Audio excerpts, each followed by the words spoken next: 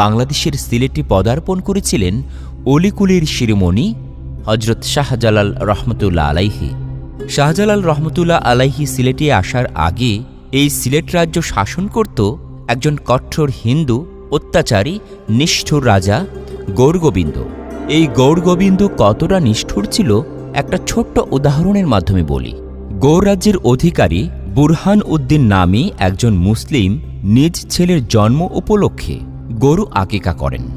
এ খবর জানার পর রাজা গৌরগোবিন্দ রেগে যায়, কারণ হিন্দু ধর্মে গোহত্যা পাপ। এর শাস্তি হিসেবে রাজা বুরহান উদ্দিনের নিষ্পাপ ছেলেকে ধরে নিয়ে নিষ্ঠুরভাবে হত্যা করে এবং বুরহান উদ্দিনের ডান হাত কেটে দেয়।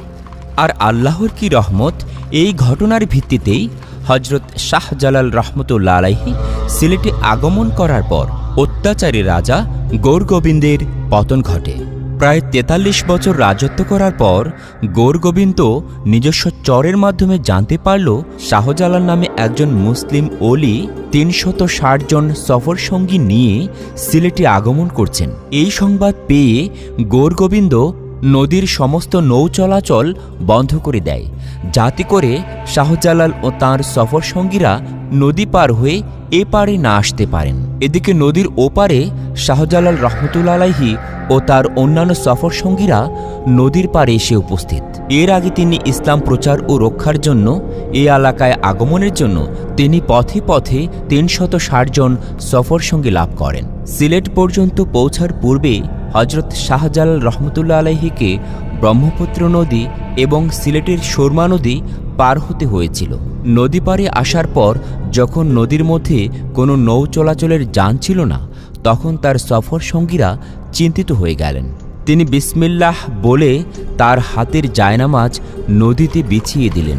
তারপর সকল সফর সঙ্গীকে আদেশ করলেন তার সাথে নদী পার হওয়ার জন্য। রাজা গৌরগোবিন্দ এই অলৌকিক ক্ষমতার কথা শুনেও বিভিন্ন সময় চেষ্টা করেছে হজরত শাহজালাল রহমতুল্লাহ আলাইহিকে বিভিন্নভাবে আটকানোর, শেষ পর্যন্ত তার পতন হয়। প্রিয় দর্শক শ্রোতা, আজকে আমরা জানব হজরত শাহজালাল রহমতুল্লাহ আলাইহির পুরো জীবনী এবং কিভাবে তিনি সিলেট এসেছিলেন, রাজা গৌরগোবিন্দকে পরাজিত করেছিলেন। অলিকুলের শিরোমণি হজরত শাহজালাল রহমতুল্লাহ আলাইহি আরবের হেজাজ প্রদেশের দক্ষিণ পশ্চিমে অবস্থিত ইয়ামেনে সুপ্রসিদ্ধ শেখ বংশে মোহাম্মদ কুরাইশির ঘরে ১৩২২ খ্রিস্টাব্দে জন্মগ্রহণ করেন। তার পিতার নাম ছিল মাহমুদ কুরাইশি। তিনি একজন মহাক্ষমতাশালী বীর পুরুষ ছিলেন। হজরত শাহজালাল রহমতুল্লাহ আলাইহির পিতা শুধু একজন বীর পুরুষই ছিলেন না, বরং একজন ইমানদার এবং ইসলামের সেবকও ছিলেন। জন্মের পর মাত্র ৩ মাস বয়সে হজরত শাহজালাল রহমতুল্লাহ আলাইহি মাতৃহারা হন। মা মারা যাওয়ার পর শিশু হজরত শাহজালাল রহমতুল্লাহ আলাইহির লালন পালন এবং যাবতীয় দায়িত্ব বাবা মাহমুদ কুরাইশি একাই পালন করেন। তাঁর বাবা মাহমুদ কুরাইশি ভালো পরিবারের একজন মেয়েকে স্ত্রী হিসাবে পেয়ে চমৎকারভাবেই তার দাম্পত্য জীবন পার করছিলেন। হজরত শাহজালাল রহমতুল্লাহ আলাইহির বাবা তাঁর মাকে এতই ভালোবাসতেন যে তার মৃত্যুর পর তিনি অন্য কোনো নারীকে বিয়ে করেননি। অনেক কষ্ট করে চেষ্টা করে শিশু হজরত শাহজালালকে নিয়ে দিন পার করতে লাগলেন। হজরত শাহজালাল রহমতুল্লাহ আলাইহির পিতা মাহমুদ কুরাইশি ইসলাম প্রচারের জন্য এবং রক্ষার জন্য অসংখ্য যুদ্ধ করেছেন। প্রত্যেক যুদ্ধেই তিনি ইসলামের জন্য জয়ের বার্তা নিয়ে এসেছেন। প্রচুর ধন সম্পদের মালিক হওয়া সত্ত্বেও তিনি এসবের প্রতি আসক্ত হননি। ইসলামকে রক্ষা করাই ছিল তাঁর মূল লক্ষ্য। একদিন মাহমুদ কুরাইশি তার পুত্র হজরত শাহজালাল রহমতুল্লাহ আলাইহিকে নিয়ে খেলা করছিলেন। হঠাৎ একজন সিপাহী এসে উপস্থিত হলো। এসে বলতে লাগলো, হুজুর, মুসলমানদের সঙ্গে বিধর্মীদের যুদ্ধ শুরু হয়েছে, আপনাকে সেখানে যেতে হবে। এই যুদ্ধের কথা ভাবতে যে তার মনে হলো এই যুদ্ধই মনে হয় তার জীবনের শেষ যুদ্ধ, হয়তো আর ফিরে আসবেন না। তাহলে তার ছোট্ট শাহজালাল মাতৃহারা হওয়ার পাশাপাশি পিতৃহারাও হয়ে যাবে। সে কিভাবে দিন কাটাবে? তিনি এই চিন্তায় বিব্রত এবং পেরেশান হয়ে গেলেন। যাই হোক, মহান আল্লাহ তাআলার উপরে ছিল তার অগাধ বিশ্বাস। এরপর তিনি আল্লাহর উপর ভরসা করে শিশু হজরত শাহজালালকে রেখে দেশের সীমান্তবর্তী এলাকায় ধর্মযুদ্ধে অংশগ্রহণের জন্য বেরিয়ে পড়লেন। যুদ্ধে গিয়ে তিনি শত্রুদের সাথে মোকাবেলা করতে করতে একটা পর্যায়ে শাহাদত বরণ করেন। ইন্না লিল্লাহি ওয়া ইন্না ইলাইহি রাজিউন। পিতা মারা যাওয়ার পর শিশু হজরত শাহজালাল রহমতুল্লাহ আলাইহির কাছে তার মামা কবির আহমদ আসেন এবং তিনি তার ভাগনা হজরত শাহজালাল রহমতুল্লাহ আলাইহির দায়িত্বভার গ্রহণ করেন। হজরত শাহজালাল তার মামার সাথে মামাবাড়িতে চলে যান এবং সেখানে যেয়ে উচ্চশিক্ষায় শিক্ষিত হতে লাগলেন। একই সাথে তিনি সব সময় মহান আল্লাহর ইবাদতে সময় পার করতেন। হজরত শাহজালাল রহমতুল্লাহ আলাইহি শিশুকাল থেকেই তার বাবার মতো আল্লাহর নৈকট্য লাভের জন্য সাধনা করতেন। তিনি বাল্যকাল থেকেই সব কিছুতে যেমন উৎসাহী ছিলেন তেমনই ছিলেন দৃঢ় ও শক্তিশালী। তিনি অল্প সময়েই বিভিন্ন শিক্ষায় পারদর্শী হয়ে উঠেছিলেন। মামা সৈয়দ আহমদ কবির শুধু পার্থিব শিক্ষাই তার ভাগনাকে শিক্ষিত করলেন না, বরং অন্যান্য শিক্ষা যেমন শরীয়তের সাথে আধ্যাত্মিক শিক্ষা, ইবাদত, সংযম ও নৈতিক শিক্ষার ভেতর দিয়ে মারিফত শিক্ষা লাভ করে কিভাবে আল্লাহর নৈকট্য লাভ করা যায় সেই শিক্ষাও তিনি তার ভাগনাকে দিয়েছেন। সৈয়দ আহমদ কবির প্রথমে তার ভাগনাকে আরবি শিক্ষা দিয়েছিলেন। একসময় তিনি তার আদরের ভাগনা হজরত শাহজালাল রহমতুল্লাহ আলাইহিকে নিয়ে পবিত্র মক্কা শরীফেও যান। একদিন হজরত শাহজালাল রহমতুল্লাহ আলাইহি গভীর রাতে আল্লাহর ইবাদত করতে করতে তন্দ্রাচ্ছন্ন হয়ে পড়েন। এমন সময় তিনি স্বপ্নে দেখতে পেলেন যে কে যেন তাকে ডেকে বলছে, হে শাহজালাল, তুমি যে কঠোর সাধনা এবং তপস্যার দ্বারা আধ্যাত্মিক জ্ঞান ও সংযমতা অর্জন করছো, এসব তো তোমার নিজের জন্য নয়। এবার তুমি মানবজাতির কল্যাণের জন্য নিজেকে উৎসর্গ করো। পাপাচারী অধার্মিক মানুষকে সঠিক শিক্ষা দিয়ে ইসলামের শান্তির ছায়ায় আনয়ন করো। ইসলাম প্রায় ছন্নছাড়া হয়ে যাচ্ছে, তাই ইসলামের সকল মানুষকে দাওয়াত দিয়ে ইসলামের জয়ের পতাকা উত্তোলন করো। বিপদগামী মানুষকে আশ্রয় দিয়ে মুক্তির দিশা দাও। এখন আর বসে থাকার সুযোগ নেই। ইসলাম জগতের মহান আদর্শকে আবার প্রতিষ্ঠিত করে তার দীপ্ত রশ্মি দিয়ে কুআচারে নিমগ্ন পাপী তাপীদের কুলসিত আত্মা থেকে আলোকিত করার চেষ্টা করো। ইসলাম আবার দুনিয়ার বুকে জাগরিত হোক, এটাই প্রতিপালকের পরম ইচ্ছা। সেই ইচ্ছা পূরণের জন্যই আল্লাহ তাআলা তোমাকে জ্ঞান দান করেছেন। ধর্ম প্রচারের জন্য প্রস্তুত হও। দায়িত্ব পালন করার সময় নিকটে চলে এসেছে। যে স্থানে ইসলাম বিলীনের পথে মানুষ নানা অনাচারে লিপ্ত, সেখানে গিয়ে দায়িত্ব পালন করো। এসব শোনার পর হজরত শাহজালাল রহমতুল্লাহ আলাইহির নিদ্রা ভেঙে গেল। তিনি তখন তার স্বপ্নে পাওয়া আদেশের কথা ভাবতে লাগলেন। যে বিষয়টি নিয়ে তিনি চিন্তা ভাবনা করছিলেন সে বিষয়টি না হয় সমাধান হয়ে গেল, কিন্তু তিনি বুঝতে পারলেন না কোথায় সেই জায়গাটি। তার মনোবল ছিল প্রবল। তিনি মনে মনে আনন্দিত হলেন, ভাবতে লাগলেন, তবে কি মহান আল্লাহ তাআলা আমাকে পবিত্র দায়িত্ব পালনের জন্য পাঠিয়েছেন? আল্লাহর এই ইচ্ছে আমাকে পূরণ করতেই হবে। কিন্তু শত ভাবনার পরও নির্দিষ্ট স্থানটি নির্বাচন করতে পারলেন না। পরের দিন সকালবেলা তার মামা শিক্ষাগুরু সৈয়দ আহমদ কবিরকে স্বপ্নের কথাটি ব্যক্ত করলেন। তখন তার বয়স ছিল ৩২।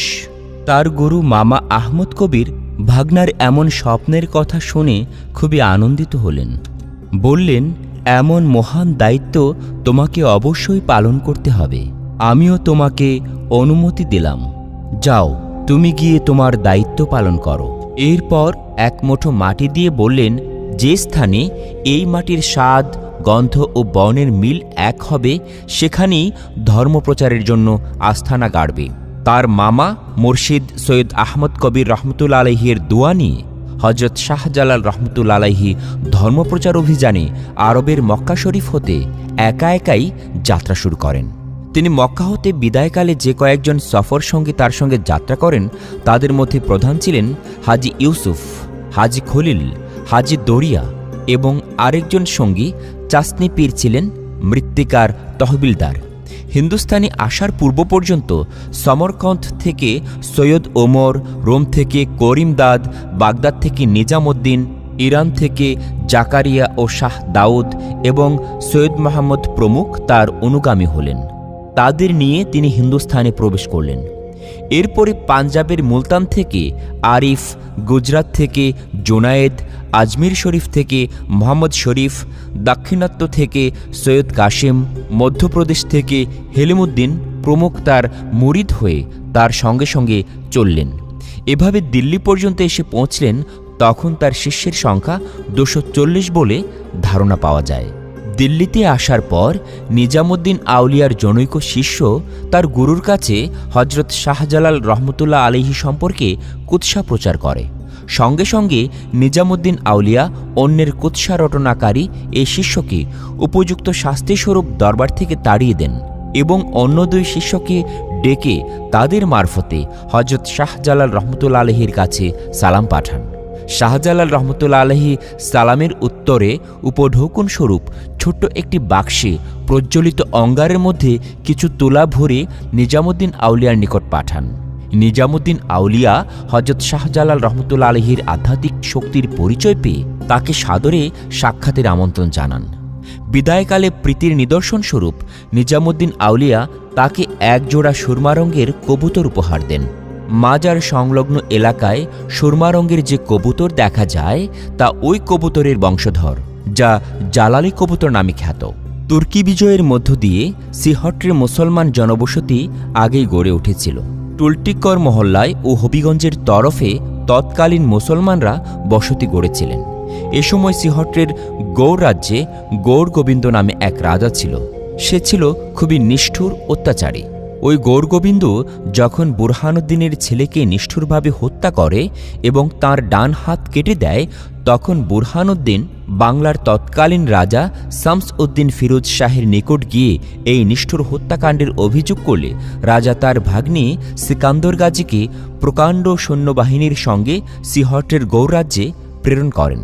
শাহী সৈন্য যখন ব্রহ্মপুত্র নদী পার হতে চেষ্টা করে, তখনই রাজা গৌরগোবিন্দের সেনারা বীরত্বের সাথে মুসলিম সৈন্যের উপর অগ্নিবাণ নিক্ষেপ করে সমস্ত চেষ্টাকে বিফল করে ফেলে। গৌরগোবিন্দের শক্তির প্রভাবে সিকান্দর গাজীর প্রতিহত ও বিফল মনোরথের সংবাদ পেয়ে দিল্লির সম্রাট আলাউদ্দিন খিলজির নিকট পৌঁছলে সম্রাট এ সংবাদে মর্মাহত হন। পরবর্তীতে সম্রাট তার রাজ দরবারি আলেম ওলামা সহ জ্যোতিষীদের সাথে আলোচনায় এই মর্মে অবহিত হন যে গৌরগোবিন্দ জাদুশক্তির মাধ্যমে যুদ্ধে জয়লাভ করেছে। জ্যোতিষীদের মতে সুলতানের সেনাবাহিনীতে আধ্যাত্মিক শক্তিসম্পন্ন এক ব্যক্তি রয়েছে, যার নেতৃত্বে অভিযান প্রেরণ করা হলে গৌরগোবিন্দের জাদুবিদ্যার মোকাবেলা করে সিলেট বা সিহট্র জয় সম্ভব হবে। জ্যোতিষীরা উক্ত আধ্যাত্মিক শক্তিসম্পন্ন ব্যক্তির পরিচয়ের পন্থা হিসাবে এও বলে দিয়েছিলেন যে আগামী 2-1 রাত্রের মধ্যে দিল্লি নগরীতে প্রচণ্ড ঝড় বৃষ্টিতে সমস্ত নগরী ভেসে যাবে, প্রতিটি ঘর বাড়ির ভীষণ ক্ষতি লক্ষিত হবে, কোথাও কোনো প্রদীপ থাকবে না, একটি মাত্র তাঁবু ব্যতীত। সম্রাট জ্যোতিষীদের কথা মতো অনুসন্ধান করে সেই ঝড় বৃষ্টির রাতে দেখতে পেলেন একজন সাধারণ সৈনিক একটি তাঁবুতে একাগ্র মনে বসে কোরআন পড়ছেন। সম্রাট সেখানে উপস্থিত হয়ে তার সব বিষয়ে অবগত হয়ে সিলেট অভিযানের নেতৃত্ব দেওয়ার অনুরোধ জানান। তিনি সৈয়দ নাসির উদ্দিন। সম্রাটের আদেশে সম্মত হলে সম্রাট তাকে সিপাহসালার সনদের সাথে সিকান্দর গাজীর কাছে প্রেরণ করেন। এদিকে গাজী বুরহানুদ্দিন তখন দিল্লিতে অবস্থান করছিলেন। এ সময় শাহজালালও তার সঙ্গীদের নিয়ে দিল্লিতে আসেন। এই দিল্লিতেই বুরহানুদ্দিনের সাথে হজরত শাহজালাল রহমতুল্লাহ আলাইহির সাক্ষাৎ হয় এবং এখানেই বুরহানুদ্দিন নিজের দুঃখময় কাহিনী তার নিকট বর্ণনা করেন। শাহজালাল রহমতুল্লাহ আলাইহি দিল্লি হতে বুরহান উদ্দিনকে সহ 240 জন সঙ্গী সহ অনুচর সিলেটের উদ্দেশ্যে রওনা হলেন। শাহজালাল রহমতুল্লাহ আলাইহি সাতগাঁও এসে ত্রিবেণীর নিকট দিল্লির সম্রাট প্রেরিত অগ্রবাহিনী সিপাহসালার সৈয়দ নাসির উদ্দিনের সাথে মিলিত হন। সৈয়দ নাসির উদ্দিন শাহজালাল রহমতুল্লাহ আলাইহি সম্পর্কে অবগত হয়ে তদীয় শিষ্যত্ব গ্রহণের অভিপ্রায় ব্যক্ত করেন। পথে পথে শাহজালাল রহমতুল্লাহ আলাইহির শিষ্য বর্ধিত হতে লাগল। ত্রিবেণী থেকে বিহার প্রদেশে আসার পর আরও কয়েকজন ধর্মযোদ্ধা অনুষঙ্গী হলেন, যাদের মধ্যে হিসামউদ্দিন আবু মোজাফফর উল্লেখযোগ্য। এখান থেকে সিপাহসালার সৈয়দ নাসিরউদ্দিনের আনিত 1000 অশ্বারোহী ও 3000 পদাতিক সৈন্যসহ হজরত শাহজালাল রহমতুল্লাহ আলাইহি নিজ সঙ্গীদের নিয়ে সোনারগাঁ অভিমুখে সিকান্দর গাজীর সাথে মিলিত হওয়ার উদ্দেশ্যে রওনা হন। শাহজালাল রহমতুল্লাহ আলাইহি সোনারগাঁ আসা মাত্রই শাহ সিকান্দর গাজীর সাথে সাক্ষাৎ ঘটল। সিকান্দর গাজী হজরত শাহজালাল রহমতুল্লাহ আলাইহিকে সসম্মানে গ্রহণ করলেন। হজরত শাহজালাল তার সঙ্গী, অনুচর ও সৈন্যসহ শাহ সিকান্দরের শিবিরে সমাগত হয়ে সিকান্দর হতে যুদ্ধ বিষয়ে সব বিষয়ে অবগত হন। সিকান্দর হজরত শাহজালাল রহমতুল্লাহ আলাইহির আদর্শে অনুপ্রাণিত হয়ে শিষ্যগ্রহণপূর্বক সিলেট অভিমুখে যাত্রা করলেন। এভাবে হজরত শাহজালাল রহমতুল্লাহ আলাইহির শিষ্য সংখ্যা বেড়ে 360 জনে পৌঁছায়। এদিকে গৌরগোবিন্দ নিজস্ব চরের মাধ্যমে যখন জানতে পারল শাহজালালের সফর সঙ্গী সহ আসছেন, তখন সে নদীর সমস্ত নৌ চলাচল বন্ধ করে দেয়। কিন্তু আল্লাহর কি রহমত, হজরত শাহজালাল রহমতুল্লাহ আলাইহি নদীর উপরে জায়নামাজ বিছিয়ে দিলেন। আর এই জায়নামাজে করেই তিনি এবং তার সফর সঙ্গীরা নদীর এপারে চলে আসলেন এবং ব্রহ্মপুত্র নদী অতিক্রম করেন। এখানে একটু বলে রাখছি, খ্রিস্টীয় 10ম শতকে সিহট্রভূমি লাউর, জয়ন্তিয়া ও গৌড় নামে 3টি স্বাধীন রাজ্যে বিভক্ত ছিল। উক্ত রাজ্যগুলোর মধ্যে গৌড় অন্যতম রাজ্য হিসাবে বিবেচিত ছিল।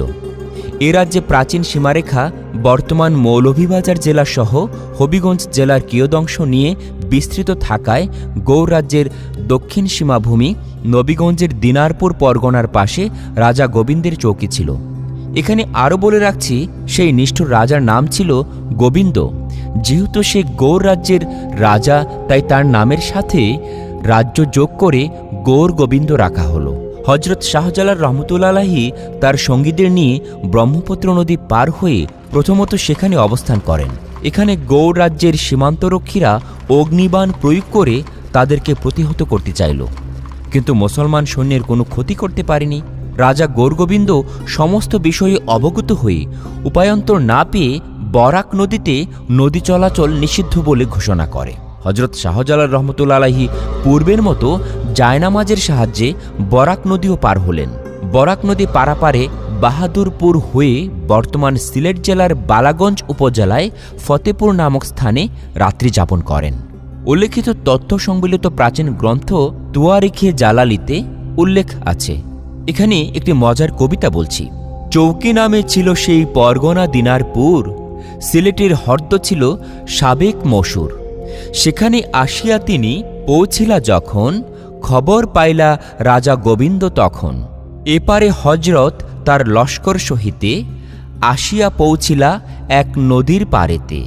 বরাক নামে নদী ছিল যে মসুর, যাহার নিকট গ্রাম নাম বাহাদুরপুর। যখন পৌঁছিলা তিনি নদীর কিনার, নৌকা বিনা সে নদীও হইলেন পার। সুবহানাল্লাহ। সর্বপ্রকার কলাকৌশল অবলম্বন করে রাজা গৌরগোবিন্দ যখন দেখল সকল প্রয়াসী ব্যর্থ হচ্ছে, তখন শেষ চেষ্টা করার লক্ষ্যে জাদুমন্ত্রসহ এক প্রকাণ্ড লৌহ ধনুক শাহজালাল রহমতুল্লাহ আলাইহির কাছে প্রেরণ করে, যার শর্ত ছিল যদি কেহ একা উক্ত ধনুকের জ্যা ছিন্ন করতে পারে, তখন গোবিন্দ রাজ্য ছেড়ে চলে যাবে।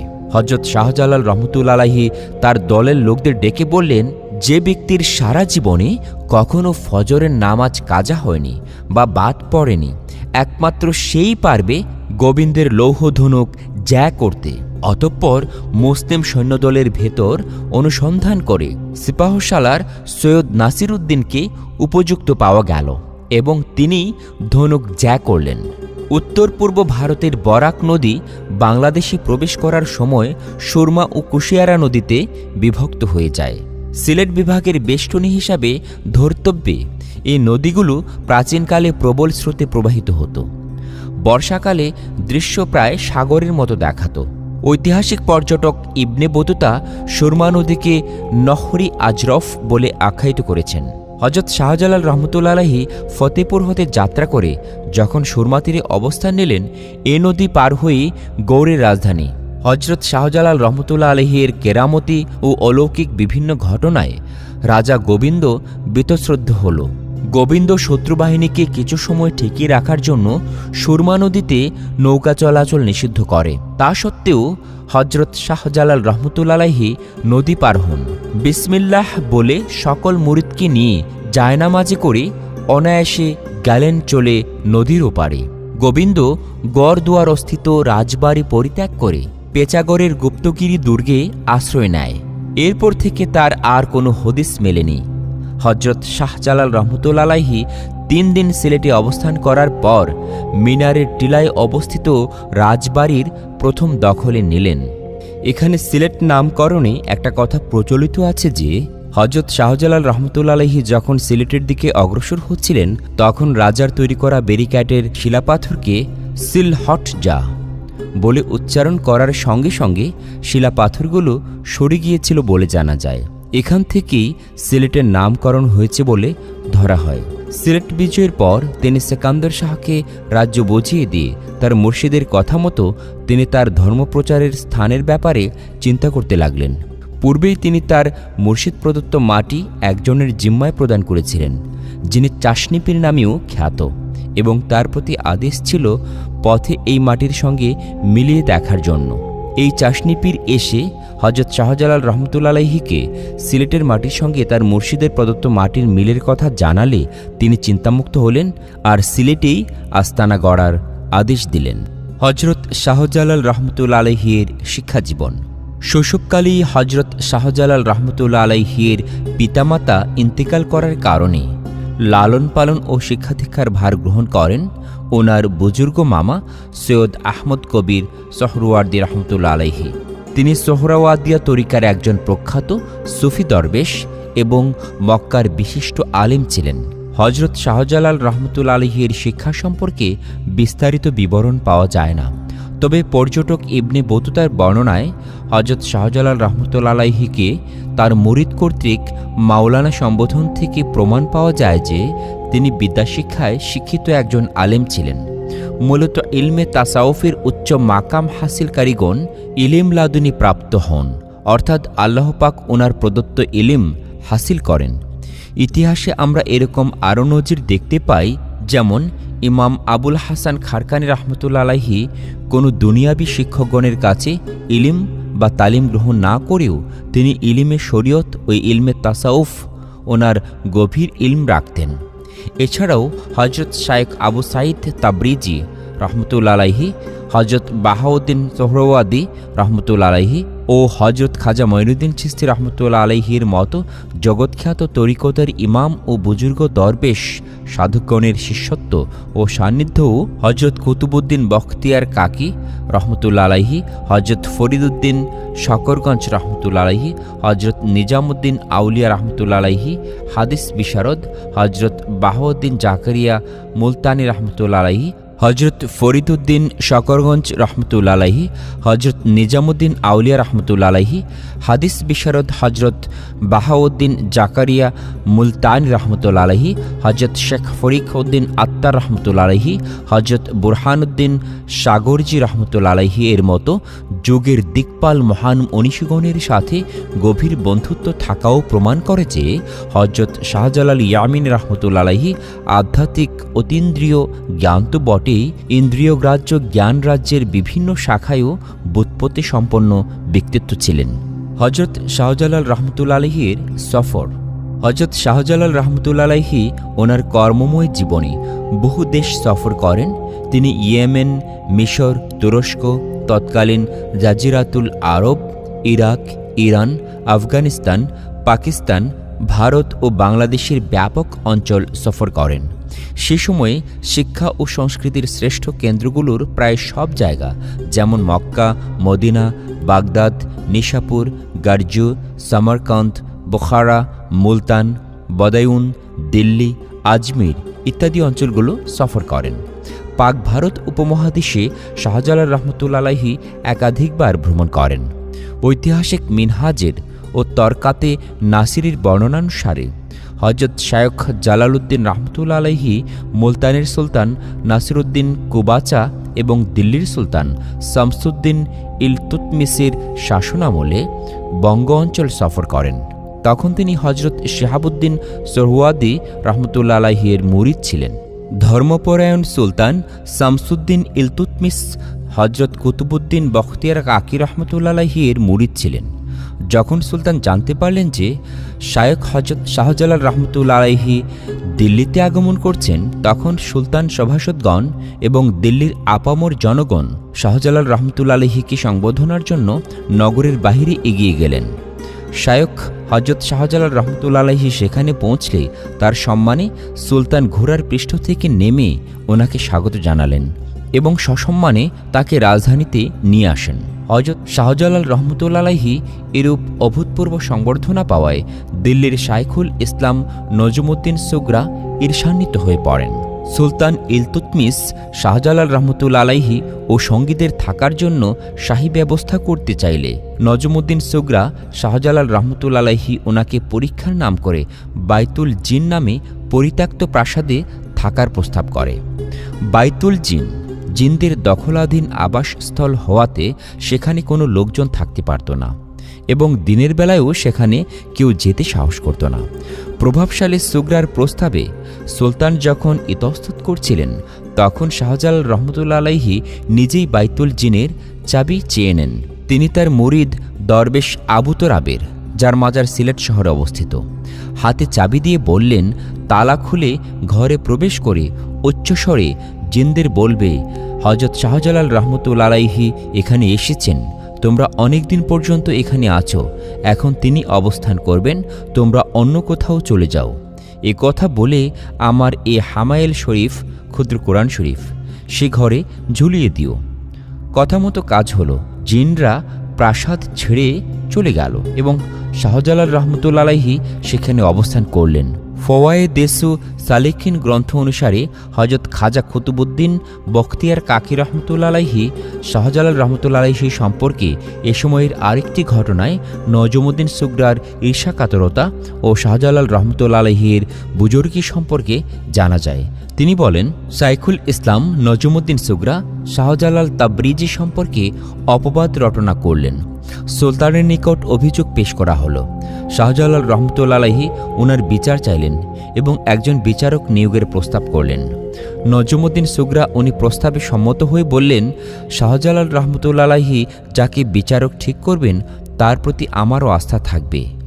শাহজালাল রহমতুল্লাহ আলাইহি বললেন, আমি শায়খ বাহাউদ্দিন জাকারিয়া ওনাকে বিচারক মানলাম। বাহাউদ্দিন জাকারিয়া মুলতানি তখন দিল্লিতে ছিলেন না। নজমুদ্দিন সুগরা অন্য কাউকে বিচারক ঠিক করার জন্য বললেন, এই জন্য যে শায়খ জাকারিয়া মুলতানি কবে দিল্লিতে আসেন ঠিক নাই। শাহজালাল রহমতুল্লাহ আলাইহি বললেন, আগামীকালই তিনি এখানে এসে উপস্থিত হবেন। এই কথায় সবাই অবাক হয়ে গেলেন। পরের দিন দরবার শুরু হবার পর সবাই বিচারকের অপেক্ষায়। হঠাৎ শোনা গেল বাহাউদ্দিন জাকারিয়া মুলতানি রহমতুল্লাহ আলাইহি আসছেন। রাজদরবারে উপস্থিত হবার পর তিনি প্রথমে শাহজালাল রহমতুল্লাহ আলাইহির জুতা মুবারক সামনে পেয়ে হাতে নিলেন, চুমু খেলেন ও চোখে লাগালেন। এতে সকলের নিকট শাহজালাল রহমতুল্লাহ আলাইহি ওনার বুজুর্গি প্রকাশ পেল। অপরাধীরা যার যার অপরাধের জন্য ক্ষমা চাইলেন এবং হযরত শাহজালাল রহমতুল্লাহ আলাইহি প্রত্যেককে ক্ষমা করে দিলেন। অন্য আরেক বর্ণনায় জানা যায়, এই ঘটনার পর সুলতান ইলতুতমিস নজমুদ্দিন সুগরাকে শাইখুল ইসলাম পদ হতে অব্যাহতি দেন। এই ঘটনার পর শাহজালাল রহমতুল্লাহ আলাইহি তৎকালীন ইসলামিক অন্যতম ভূমি বদায়ুন চলে যান। এ সময় তিনি দিল্লিতে অল্প কিছুকাল অবস্থান করেন। বদায়ুন মতান্তরে সুলতান অবস্থানকালে শাহজালাল রহমতুল্লাহ আলাইহি লোকজনকে জিজ্ঞেস করলেন, এখানে কোনো অলি দরবেশ আছেন কি? লোকজন বলল, এখানে কাজী বাচ্চা দিওয়ানা নামক একজন দরবেশ আছেন। তিনি তার সাথে সাক্ষাৎ করলেন এবং একটি আনার বেদানা দিলেন। এই বাচ্চা দিওয়ানা হলেন হজরত শায়খ ফরিদউদ্দিন গঞ্জেশকর রহমতুল্লাহ আলাইহি। এটা ছিল ওনার উপাধি, যদিও তিনি বয়সে বাচ্চা ছিলেন না। আখবারুল আকিয়াব কিতাবের বর্ণনায় আরও জানা যায়, সেদিন শায়েখ ফরিদউদ্দিন গঞ্জেশকর রহমতুল্লাহ আলাইহি রোজা রেখেছিলেন। এই কারণে উপস্থিত লোকজনের মধ্যে আনারটি ভাগ করে দেন, শুধু নিজের জন্য একটি দানা রেখে দেন। ইফতারের সময় ওই দানাটি খাওয়ার সঙ্গে সঙ্গে তার মধ্যে অভূতপূর্ব এক আধ্যাত্মিক জজবা দেখা গেল। তিনি ভাবলেন, আহ, সবটা আনারই যদি খেতে পারতাম তাহলে কতই না সৌভাগ্য হতো। পরবর্তীকালে স্বীয় মুর্শিদ কুতুবুদ্দিন বখতিয়ার কাকি রহমতুল্লাহ আলাইহি ওনাকে ঘটনার আদ্যপন্ত বর্ণনা করলে তিনি বললেন, আফসোস কি আছে, প্রকৃতপক্ষে ফলটির একটি দানাই যথার্থ ছিল যা তুমি খেয়েছ। শায়খ ফরিদ রহমতুল্লাহ আলাইহি ওনার বর্ণনায় বদায়ুনের আরেকটি ঘটনা জানা যায়। শায়খ ফরিদ রহমতুল্লাহ আলাইহি বলেন, আমরা একটি ঘরে বসেছিলাম। এক দই বিক্রেতা সেই পথ দিয়ে অতিক্রম করছিল। প্রকৃতপক্ষে সে ছিল একজন চোর। হজরত শায়খ শাহজালাল রহমতুল্লাহ আলাইহির প্রতি দৃষ্টি পড়তেই ওর ভিতরটা একেবারে পরিবর্তিত হয়ে গেল। সে ইসলাম গ্রহণ করলে তার নাম রাখা হয় আলী।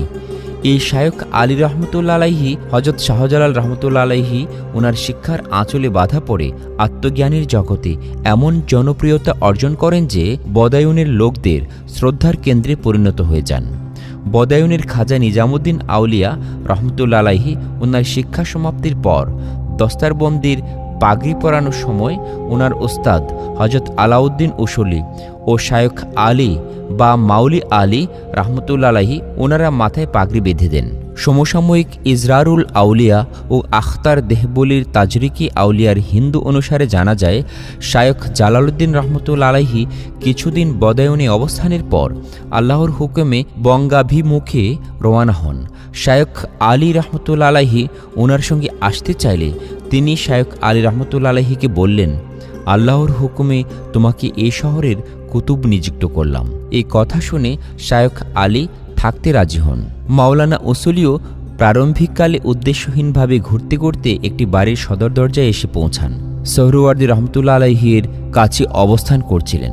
শাহজালাল রহমতুল্লাহ আলাইহির দৃষ্টি তার প্রতি নিবদ্ধ হয়, আর ওনার অন্তর্নিহিত শক্তি ও যোগ্যতা অনুভব করে গৃহমধ্যে আহ্বান করে তিনি তাকে ওনার কর্তাটি প্রদান করেন ও নিরুদ্দেশ জীবনের সুউদ্দেশ জানিয়ে দেন। মাওলানা উসুলি বিদ্যার্জনের প্রতি প্রবৃত্ত হন এবং কিছুদিনের মধ্যে কঠোর পরিশ্রমের পর তিনি বিদ্যার রূপে পরিগণিত হন। বদায়ুন থেকে হজরত শাহজালাল রহমতুল্লাহ আলাইহি বাংলার প্রথম রাজধানী লখনৌ বা লক্ষণাবতী আগমন করেন। তখন বাংলার গভর্নর ছিলেন ইলতুৎমিশের পুত্র নাসিরউদ্দিন মাহমুদ। বাংলায় যাত্রাপথে শাহজালাল রহমতুল্লাহ আলাইহি কোনো এক পুকুর পাড়ে বিশ্রাম করছিলেন। হঠাৎ উঠে পুকুরে ওযু করলেন এবং সঙ্গের লোকদের বললেন, আসো নজিমউদ্দিন সুগরার নামাজে জানাজা পড়ি, কারণ তিনি এখনই দিল্লিতে ইন্তেকাল করেছেন। পরবর্তীতে এই ঘটনার সত্যতা প্রমাণিত হয়। লক্ষণাবতীতে শাহজালাল রহমতুল্লাহ আলাইহি ইসলাম প্রচার করেন। তিনি হিন্দুদের প্রধান মন্দিরের কাছে একটি গাছের নিচে আস্তানা স্থাপন করেন। লোকজন ধীরে ধীরে তাঁর নিকট আসতে থাকে এবং তার ব্যবহার দেখে মুগ্ধ হয়। অনেক লোক মুসলমানও হয়। লক্ষণাবতী পান্ডুয়া অঞ্চলে দেও দৈত্যের উপদ্রবে মানুষ অশান্তিতে দিন যাপন করত। শাহজালাল রহমতুল্লাহ আলাইহির প্রভাবে দেও দৈত্যগুলো ওই স্থান ত্যাগ করে। এতে মুগ্ধ হয়ে বহু হিন্দু মুসলমান হয়। মন্দিরের কাছে ইবাদতের জন্য মসজিদ নির্মাণ করা হয়। এভাবে বাংলার মুসলমানদের একটি নবযুগের সূচনা হয়। লখনৌ থেকে তিনি বাগদাদে প্রত্যাগমন করেন, কারণ প্রতিবছর হজের সময় তিনি স্বীয় মুর্শিদ শিহাবুদ্দিন সোহরাওয়ার্দীর ওনার খেদমতে উপস্থিত থাকতেন। পীর মুর্শিদ ও মামা সৈয়দ আহমেদ কবিরের নির্দেশের পর হজরত শাহজালাল রহমতুল্লাহ আলাইহি বাংলাদেশে আসার আগে জন্মভূমি ইয়েমেন গমন করেন। সেখানে পূর্বপুরুষ ও পিতামাতার মাজার জিয়ারত করেন এবং উলুহিয়াতের তত্ত্ব প্রচার করেন। তার ব্যক্তিত্ব ও গুণে আকৃষ্ট হয়ে দলে দলে লোক তাঁর দিকে ধাবিত হয়। এতে ইয়েমেন রাজ ঈর্ষান্বিত হয়ে হজরত শাহজালাল রহমতুল্লাহ আলাইহিকে বিষ মিশ্রিত শরবত দ্বারা কারামত পরীক্ষা করতে চাইলেন। শাহজালাল রহমতুল্লাহ আলাইহি বিষ মিশ্রিত শরবত বিসমিল্লাহ বলে পান করলে সে বিষের প্রতিক্রিয়ায় উল্টো ইয়েমেন রাজি মৃত্যুবরণ করে। ইয়েমেনের পরবর্তী রাজা শাহজাদা আলী পিতার মৃত্যু এবং শাহজালাল রহমতুল্লাহ আলাইহির কারামত দেখে ওনার ভক্তি পরিণত হন এবং শাসকের তখতে বা সিংহাসনে না বসে শাহজালাল রহমতুল্লাহ আলাইহির সাথী হতে চাইলেন, কিন্তু শাহজালাল রহমতুল্লাহ আলাইহি তাকে রাজ্য পরিচালনার ভার দিয়ে ইয়েমেন হতে যাত্রা করেন। ইয়েমেন হতে তিনি বাগদাদে আসেন। বাগদাদে হজরত বাহাউদ্দিন সোহরাওয়ার্দী রহমতুল্লাহ আলাইহির নিকট হতে পুনরায় বিদায় গ্রহণ করেন। সেখানে বিশ্বের প্রধান প্রধান জনপদে কিছুদিন অবস্থান করে সমরকন্দ, আফগানিস্তান হয়ে মুলতানে উপস্থিত হন। মুলতান হতে হজরত শাহজালাল রহমতুল্লাহ আলাইহি দিল্লিতে এসে উপস্থিত হন। ইয়েমেনের শাহজাদা আলী সিংহাসন ছেড়ে ওই সময় ওনার সাথে মিলিত হন। দিল্লিতে হজরত নিজামুদ্দিন আউলিয়া রহমতুল্লাহ আলাইহির সাথে সাক্ষাৎ হয়। শাহজালাল রহমতুল্লাহ আলাইহি দিল্লিতে অবস্থানকালে নিজামুদ্দিন আউলিয়া রহমতুল্লাহ আলাইহির একজন মুরিদ জানালেন যে আরব দেশ থেকে এক দরবেশ এসেছেন, তিনি নারী মুখ দর্শন করেন না, চাদর দিয়ে মুখ ঢেকে পথ চলেন এবং সবসময় এক কমবয়সী সুদর্শন বালককে সঙ্গে রাখেন। নিজামুদ্দিন আউলিয়া রহমতুল্লাহ আলাইহি উৎসুক হয়ে এক মুরিদকে পাঠালেন দরবেশকে নিয়ে আসার জন্য। হজরত শাহজালাল রহমতুল্লাহ আলাইহি অবস্থা বুঝতে পেরে প্রেরিত মুরিদের হাতে একটি কৌটার মধ্যে তুলা দিয়ে তার উপরে একটি জ্বলন্ত অঙ্গার বা কয়লা দিয়ে কৌটার মুখ বন্ধ করে ফেরত পাঠান। খাজা নিজামুদ্দিন আউলিয়া রহমতুল্লাহ আলাইহি কৌটার মুখ খুলে দেখলেন যে তুলার উপর একটি জ্বলন্ত অঙ্গার, কিন্তু এতে তুলার একটি অংশও জ্বলছে না। হজরত নিজামুদ্দিন আউলিয়া রহমতুল্লাহ আলাইহি এই ঘটনা থেকে আগত দরবেশের কারামতি ও ফজিলত বুঝতে পারলেন এবং নিজেই হজরত শাহজালাল ইয়ামিনী রহমতুল্লাহ আলাইহির সাক্ষাৎ করেন এবং শ্রদ্ধা ও প্রীতির নিদর্শন স্বরূপ একজোড়া কবুতর উপহার দেন, যা আজও জালালি কবুতর নামে হজরত শাহজালাল রহমতুল্লাহ আলাইহির মাঝারে পরিচিত ও প্রসিদ্ধ। হজরত শাহজালাল রহমতুল্লাহ আলাইহি ছিলেন ইবাদত ও রিয়াজত সাধনার এক বিস্ময়কর প্রতীক। তিনি সায়েমুদ্দহর ও কায়েমুল্লাইল ছিলেন, অর্থাৎ নিষিদ্ধ দিন ছাড়া সারা বছর রোজা রাখতেন এবং রাতে ইবাদতের হক আদায় করতেন। বর্ণিত আছে যে তিনি কোন রাত্র কিয়ামের জন্য, কোন রাত্র রকু, কোন রাত সেজদার জন্য নির্দিষ্ট করে নিতেন। 40 বছর হতে বরাবর রোজা রাখতেছিলেন। 10 দিন অন্তর তিনি ইফতার করতেন। হজরত শাহজালাল রহমতুল্লাহ আলাইহির শরীর মোবারক ছিল পাতলা, আকৃতিতে ছিলেন লম্বা, গণ্ডদ্বয় ছিল ক্ষীণ, যা ইবনে বতুতার বর্ণনায় এসেছে। হিন্দু মুসলমান সকলে হজরত শাহজালাল রহমতুল্লাহ আলাইহির দর্শনের জন্য আসত এবং ওনাকে হাদিয়া বা নজরানা প্রদান করত। তা ফকির ও কাঙ্গাল সকলেই খেত, কিন্তু শাহজালাল রহমতুল্লাহ আলাইহি কেবল একটি গরুর দুধ পান করতেন। শায়খ ফরিদুদ্দিন গঞ্জেশকর রহমতুল্লাহ আলাইহি বলেন, শাহজালাল রহমতুল্লাহ আলাইহি অধিকাংশ সময় অনাহারে থাকা সত্ত্বেও কারো নিকট হতে কিছু গ্রহণ করতেন না। একবার 3 দিন পর্যন্ত ওনার নিকট কিছুই ছিল না। তিনিও ওনার সাথীগণ তরমুজ দ্বারা ইফতার করতেন। তথাকার বদায়ুনের শাসনকর্তা এই সংবাদ পেলেন এবং একথা জানতে পারলেন যে তিনি কারো দান দক্ষিণা গ্রহণ করেন না। তাই একজন লোক দ্বারা কিছু আশরাফি শাহজালাল রহমতুল্লাহ আলাইহির খাদিমের নিকট এ বলে পাঠালেন, যেভাবে ইচ্ছা খরচ করো, কিন্তু তিনি যেন জানতে না পারেন কোথা থেকে এই খরচ হচ্ছে। খাদিম তা গোপন রাখা পছন্দ করলেন না। তিনি শাহজালাল রহমতুল্লাহ আলাইহির কাছে সব কথা খুলে বললেন। তিনি জিজ্ঞেস করলেন সেই লোক কিভাবে আসিয়াছিল এবং কোথায় কোথায় পা পড়িয়াছিল। খাদিম সব দেখালেন এবং শাহজালাল রহমতুল্লাহ আলাইহি বললেন, সেই ব্যক্তি যেখানে যেখানে পা ফেলিয়া আসিয়াছে তথাকার মাটি খুঁড়িয়া এবং আশরাফিগুলি বাহিরে ফেলিয়া দাও। শাহজালাল রহমতুল্লাহ আলাইহি শিহাবুদ্দিন সোহরাওয়ার্দীর মুরিদ ও খিদমতে ছিলেন 7 বছর। শিহাবুদ্দিন সোহরাওয়ার্দী রহমতুল্লাহ আলাইহি প্রতি বছর বাগদাদ হতে পদব্রজে হজ্জগমন করতেন। বার্ধক্যের জন্য তিনি ঠান্ডা খাবার হজম করতে পারতেন না। গরম খাবার পরিবেশনের জন্য শাহজালাল রহমতুল্লাহ আলাইহির মাথায় একটি জ্বলন্ত চুলা বহন করতেন।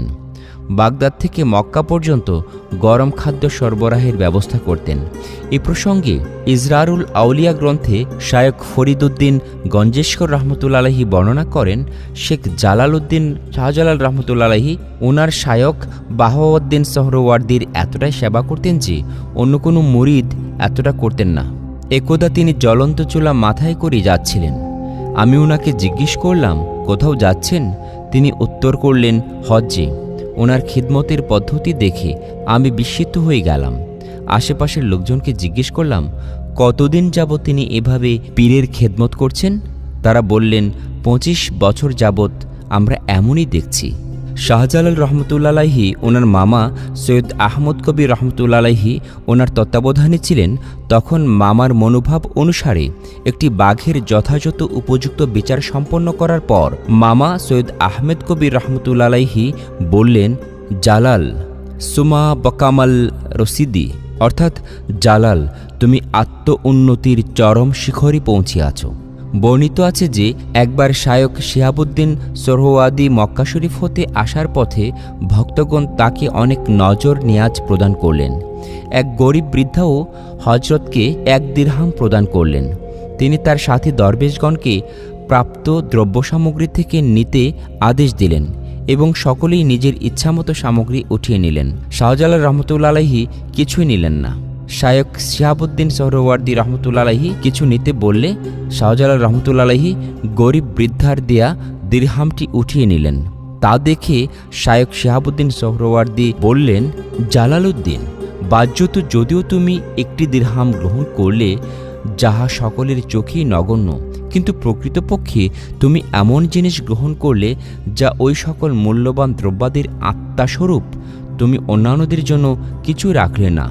হজরত শাহজালাল রহমতুল্লাহ আলাইহির প্রেমময় দিনের যে প্রদীপ শিখা আল্লাহর হুকুমে এই বঙ্গ অঞ্চলে জ্বালিয়েছেন, তার আলোয় কত যে অসংখ্য অন্ধকার হৃদয় আলোকিত হয়েছে আল্লাহ তাআলাই ভালো জানেন। বস্তুত তিনি নিজেই আলোক শিখা। ওনার আলোয় আলোকিত পুরো বঙ্গ অঞ্চল। এদেশের জনগণের ধর্মীয়, সামাজিক, রাজনৈতিক, অর্থনৈতিক জীবনে, লোকসাহিত্যে, ধ্রুপদী সাহিত্যে, শিক্ষা, সংস্কৃতি, ঐতিহ্য সব ক্ষেত্রেই হজরত শাহজালাল রহমতুল্লাহ আলাইহির প্রভাব পাওয়া যায়। চিস্তিয়া তরিকার বুজুর্গগণের মালফুজাত, বিভিন্ন ঐতিহাসিকের উক্তি, বাংলার শাসকদের বিভিন্ন স্থাপনা ও শিলালিপি ওনার নামে স্থানের নামকরণ ও মুদ্রা প্রচলনই তা প্রমাণ করে। বাংলার ইতিহাসে এমন কোনো শাসকের দরবার নেই যে হজরত শাহজালাল ইয়ামিন রহমতুল্লাহ আলাইহির দরবারের অনুগ্রহে অনুগৃহীত হতে চায়নি। এ প্রসঙ্গে ইংরেজ কালেক্টর লেন্ডসের আত্মজীবনী থেকে সামান্য উল্লেখ করা হলো। সিলেট পৌঁছার পর আমলারা আমাকে জানালেন যে সিলেটের শাসনকর্তার প্রথম কর্তব্য হজরত শাহজালালের দরবারে যেয়ে ওনার প্রতি সম্মান প্রদর্শন করা। ভারতবর্ষের দূরদূরান্ত হতে ধর্মপ্রাণ ব্যক্তিরা এই দরবার জিয়ারত করে আসেন। আমি প্রচলিত প্রথা মোতাবেক জুতা বাহিরে রেখে দরবারে যেয়ে 5টি মোহর নজরানা দিলাম। এরূপ অভিষিক্ত হয়ে আমি প্রজাদের আনুগত্য গ্রহণ করলাম। বাংলাদেশের স্বাধীনতা পরবর্তী সময় থেকে দেখা যায়, যারা সিলেট 1 সংসদীয় আসনে দরগার মহল্লায় বিজয়ী হয় তারাই সরকার গঠন করে এবং বর্তমান পর্যন্ত এটা বাস্তব বলে প্রমাণিত হয়েছে। এদেশের রাজনৈতিক শাসক যারাই হোক না কেন, ধর্ম বর্ণ নির্বিশেষে আপামর জনগণের হৃদয়ের মণিকোঠায় শ্রদ্ধা ও ভক্তির সাথে সমাসীন হজরত শাহজালাল রহমতুল্লাহ আলাইহি এতদঞ্চলের মুকুটহীন সম্রাট। আর এ কারণেই সিলেটকে বাংলাদেশের আধ্যাত্মিক রাজধানী ও পুণ্যভূমি হিসাবে আখ্যায়িত করা হয়।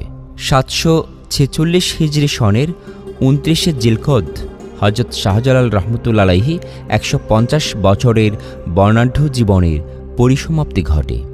ইবনে বতুতা বর্ণনা করেন, বুরহানুদ্দিন সাগরজি রহমতুল্লাহ আলাইহি আমাকে বলেন, হজরত শাহজালাল রহমতুল্লাহ আলাইহি ওফাতের একদিন পূর্বে ওনার মুরিদগণকে ডেকে এ উপদেশ দিলেন যে, তোমরা আল্লাহর প্রতি ঈমান রাখবে, আল্লাহকে ভয় করবে।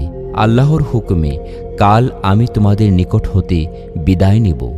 পরের দিন জোহরের নামাজের শেষে সিজদার অবস্থায় তিনি ইহলোক ত্যাগ করেন। আল্লাহ পাক ওনার বন্ধুকে ওনার কাছে টেনে নিলেন। হজরত শাহজালাল ইয়ামিন রহমতুল্লাহ আলাইহি ওনার হুজরার পাশে অলৌকিকভাবে একটি কবর খোদিত অবস্থায় পাওয়া যায়।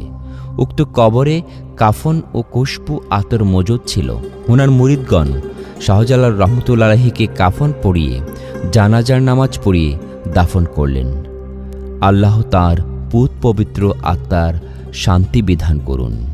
উল্লেখ্য, হজরত শাহজালাল ইয়ামিনী রহমতুল্লাহ আলাইহি ওনার হুজরার পাশে মুর্শিদ প্রদত্ত মক্কার মাটি ওনার নির্দেশে সেখানে প্রথিত করা হয়েছিল। সেখানে কবরটি খোদিত অবস্থায় পাওয়া যায়। প্রতি বছর হিজরি সনের 18, 19, 20 জিলকদ ওরস শরীফ অনুষ্ঠিত হয়।